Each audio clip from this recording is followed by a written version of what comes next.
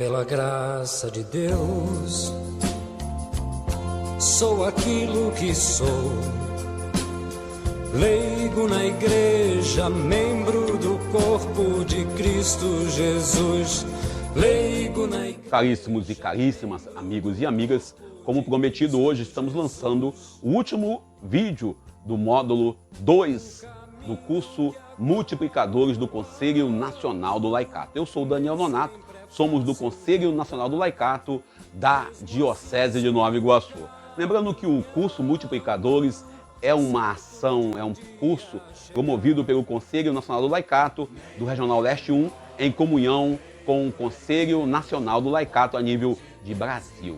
Obrigado a vocês que estiveram conosco.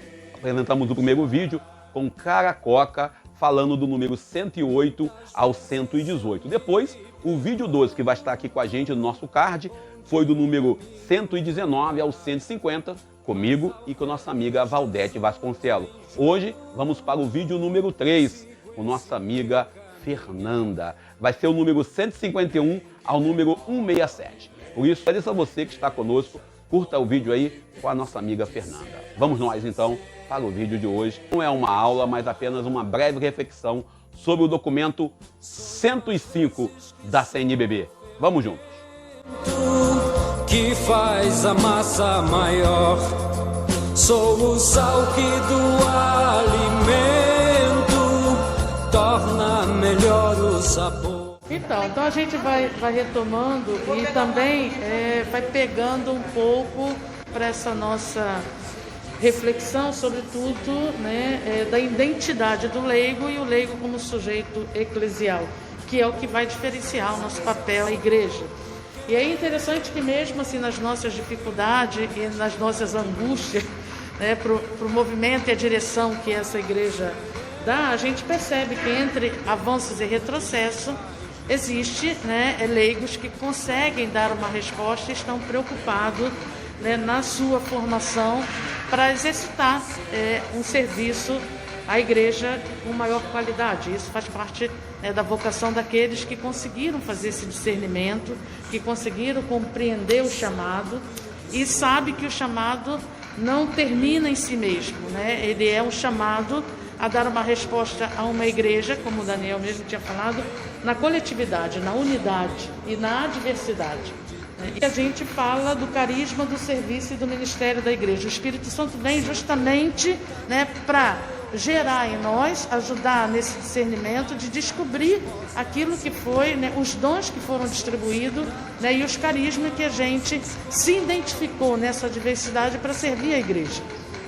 E aí, assim, é interessante a gente entender esse serviço, que é parte fundamental da nossa identidade, porque é um serviço mesmo de diaconia, né? Infelizmente a gente perdeu o sentido dessa palavra que nasceu com a igreja dos primeiros, né? Com a igreja dos apóstolos, das testemunhas oculares, que era mesmo dos leigos que estavam ali assessorando os apóstolos, que se aproximaram do movimento messiânico, que acreditaram no nascimento dessa nova igreja, serviam as viúvas, serviam os órfãos, serviam dentro da igreja, davam uma assessoria espiritual, faziam a evangelização e a catequese, e a gente perdeu esse sentido de diaconia, embora o serviço seja presente. E aí, perdendo esse sentido, às vezes a gente também perde de vista o que é esse serviço. E aí a gente às vezes dá importância a serviços que eles são importantes, não que não seja, mas que não é o fundamental para edificar essa igreja, né? Que aí a gente está falando já dos ministérios, que é um serviço diferenciado, que cada um de nós é chamado, né, e a nossa vocação nos permite assumir a partir do momento que eu me sinto mais enganjado, mais pertencente, que eu cuidei dessa minha vocação. Às vezes a gente esquece de cuidar da vocação, né? E aí vem o desânimo, vem os desafios da vida, né? Vem também desilusões com o processo de ser igreja. A gente cria muita expectativa e nascem as tensões. A gente falou de alguns exemplos aqui das tensões que nascem em torno, né, da igreja templo, da igreja lugar de culto. E aí com isso a gente perde de vista a igreja que somos nós. né? E o documento 105, quando ele abre, né, na página 83, esses tópicos para tratar o que é próprio da nossa identidade, o que é próprio do ser sujeito, ele traz assim uma imagem para explicar isso que eu achei assim, interessantíssima, embora a gente saiba, mas às vezes a gente perde de vista, é que a igreja é a imagem terrena da Santíssima Trindade. Povo de Deus em relação ao Pai, somos nós. Corpo e esposa de Cristo em relação ao Filho, e tempo vivo em relação ao Espírito Santo. A igreja somos nós. O local, né, a Santo Antônio, a paróquia de Santa Rita, a Cristo ressuscitado, é o nosso lugar de culto, o nosso lugar para tratar a nossa fé, para abastecer a nossa fé. Mas a igreja somos nós. O tal do fermento que se fala, né, no Evangelho, fermento e sal, né, fermentar a massa, fermentar o ambiente, é o mundo. Nós somos fermento nesse mundo, né? Nós somos chamados a transformar cristamente, né, com o Evangelho, as realidades e as injustiças na sociedade. A gente não recebe uma vocação, a gente não amadurece o nosso carisma para trancar ele dentro da igreja.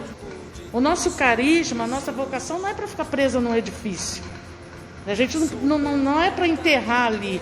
Ali é o nosso lugar de abastecer, né, de entender as adversidades, de conviver com isso e voltar para o mundo para evangelizar, né, voltar para a realidade, voltar para a família.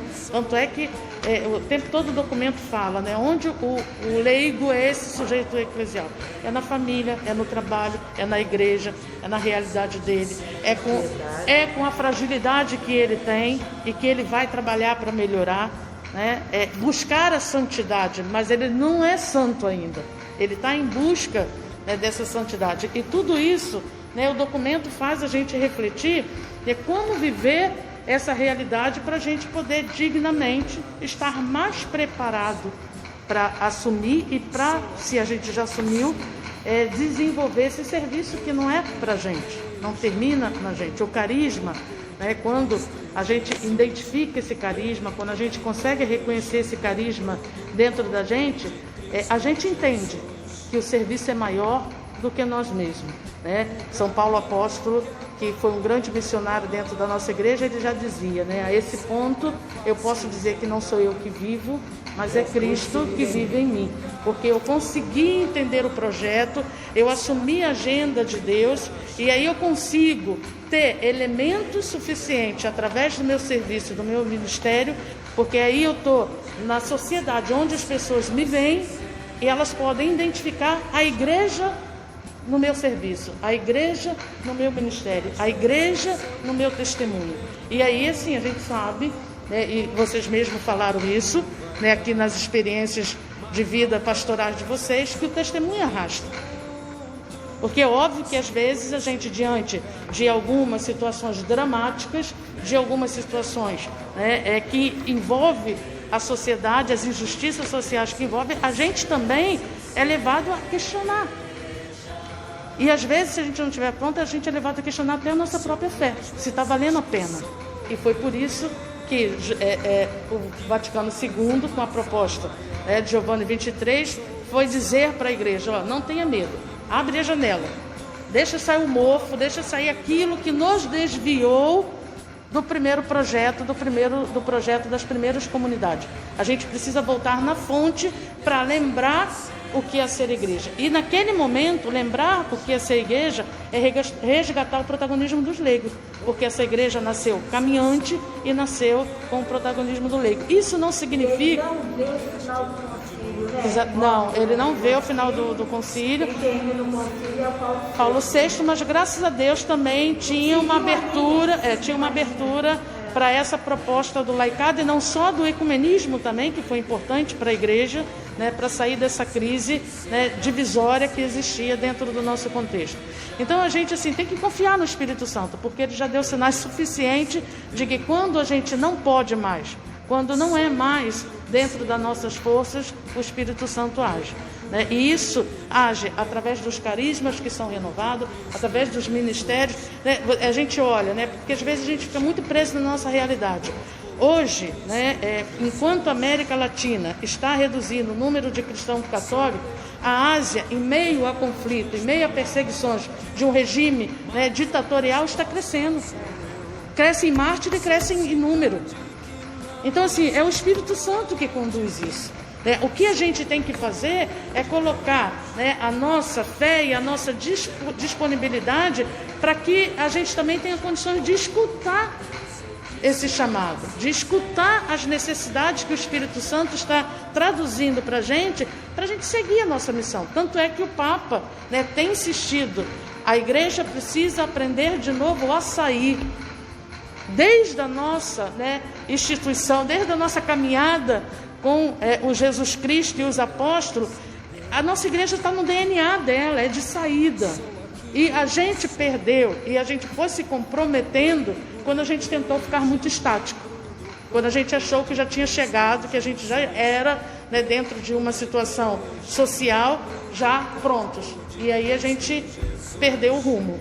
E agora a gente está sentindo de novo, não só com o Concílio Vaticano II, com a abertura que o Papa Francisco está dando no retorno de alguns documentos, porque o Papa Francisco, gente, ele não está inventando nada. Ele não está inventando, ele está retornando para a direção que a gente desviou. A igreja primeiro. Exatamente, lá em Atos dos Apóstolos. E outra coisa, ele está dizendo para a gente espalancar, abre tudo de novo, porque agora não é mais o mofo, não era os problemas, né? Não é a guerra mundial, não é, entendeu? Mas também o nosso comodismo, porque a gente às vezes se vê sozinho. É triste, a gente se sente desanimado quando a gente fala, tem um monte de documento, leiam, pesquise, tratem, cuide da fé de vocês. Mas a gente sabe que isso é um processo, cada um tem o seu tempo.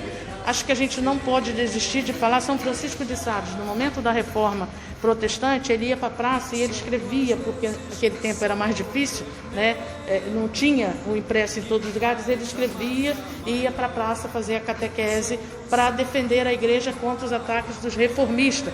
E as pessoas riam e falavam, você é maluco, porque você vai passar a noite escrevendo aí. E ele falava, não, mas se eu desistir, não vai ser eu, né? Não vai ser eles se eu desistir, ele falava, vai ser eles que me venceram, não eu que defendi a minha igreja, né? Ele falava da apologia à igreja. Então, assim, são umas loucuras, mas que definiram o percurso da história e que garantiram a nossa presença dentro desse ministério, dentro desse corpo místico que é a igreja, que é Jesus Cristo. Então, isso a gente tem que cuidar e tem que dizer para os outros, mesmo com as dificuldades, da maravilha que é essa oportunidade de servir a Deus nas nossas particularidades, na nossa simplicidade. Não precisa ser doutor, não precisa ser professor.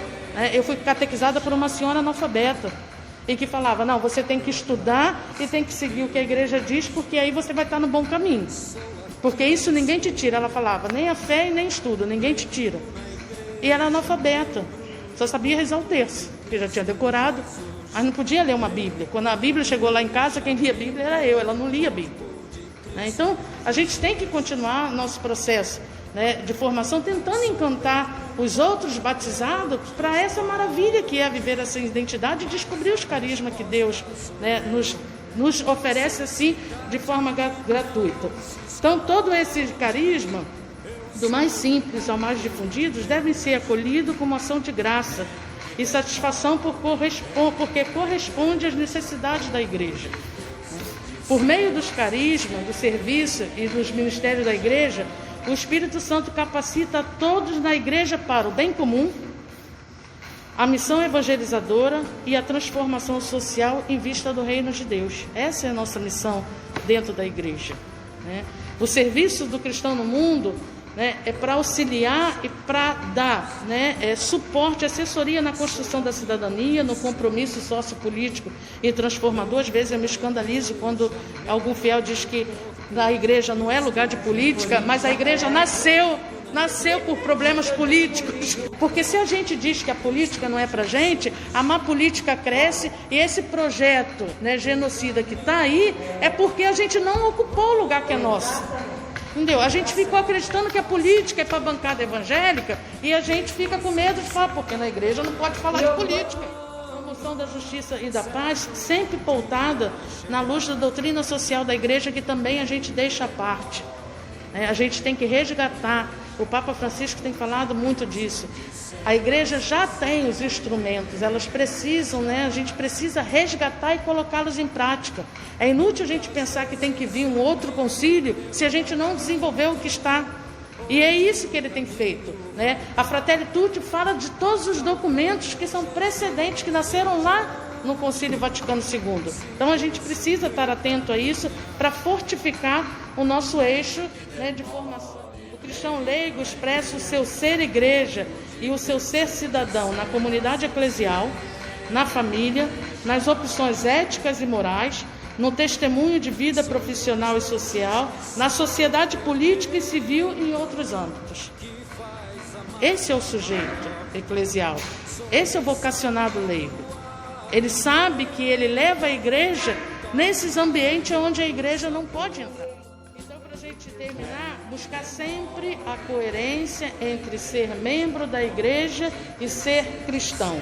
Consciente da necessidade de encontrar mediações concretas, quer sejam políticas, jurídicas, culturais ou econômicas, para a prática do mandamento do amor, de forma especial em favor dos marginalizados, visando a transformação das estruturas sociais. Nós somos chamados a fermentar essa sociedade do Evangelho. A nossa agenda é a agenda de Deus. A gente tem que ser sábio como Jesus no deserto. O diabo tentou ele de todas as maneiras e ele teve resposta para tudo. E a gente só vai ter essa resposta para enfrentar essa situação que é alarmante, é dramática, a partir do momento que a gente não abre mão de fazer o discernimento da nossa fé, de alimentar e de ter clareza da nossa identidade. E isso, gente, eu não estou dizendo aqui que a gente tem que ter uma perfeição, tem que chegar no estágio, não. A gente tem que ir com o que a gente tem, com a nossa bagagem, com a nossa experiência, com as nossas fragilidades, e a gente tem que enfrentar. Porque é óbvio que nós, nesse momento, talvez nos sintamos a minoria, mas não é. Nós não somos a minoria. Tem muito projeto bom que talvez não tenha tanta publicidade, não rode tanto na mídia, e quando roda, tadinho do padre Lancelotti que vem bombardeado, mas tem muita gente boa trabalhando aí. Tem muita gente ceifando a massa, tem muita gente tentando separar o joio do trigo. Nos ônibus cheios da vida, que infelizmente perderam parente ou se perderam na Covid, porque isso foi desastroso, mas tem muita gente aí ainda não abandonou esse rio. Sou aquilo que sou. Muito obrigado a você que esteve conosco aí nesses 3 encontros que tivemos aí. Depois eu vou botar o link aqui, para vocês verem os vídeos anteriores. Também deixe o seu comentário, lembrando que hoje nós vamos iniciar o módulo 3 do curso Multiplicadores, do encontro, projeto Rede de Multiplicadores do Conselho Nacional do Laicato. Agora vamos falar sobre a espiritualidade. Então aguarde aí que brevemente, daqui a um mês mais ou menos, iremos voltar com mais algumas séries de vídeos com esse projeto Rede de Multiplicadores. Hoje encerramos por aqui, mas continue conosco aí curtindo a página oficial do Conselho Nacional do Laicato do Regional Leste 1. Vamos colocar para vocês, se Deus quiser, aí o link no final do vídeo. Muito obrigado! Muitas vezes eu me pergunto onde o caminho vai dar, mas ao ver que Jesus vem junto, sigo esse meu caminhar.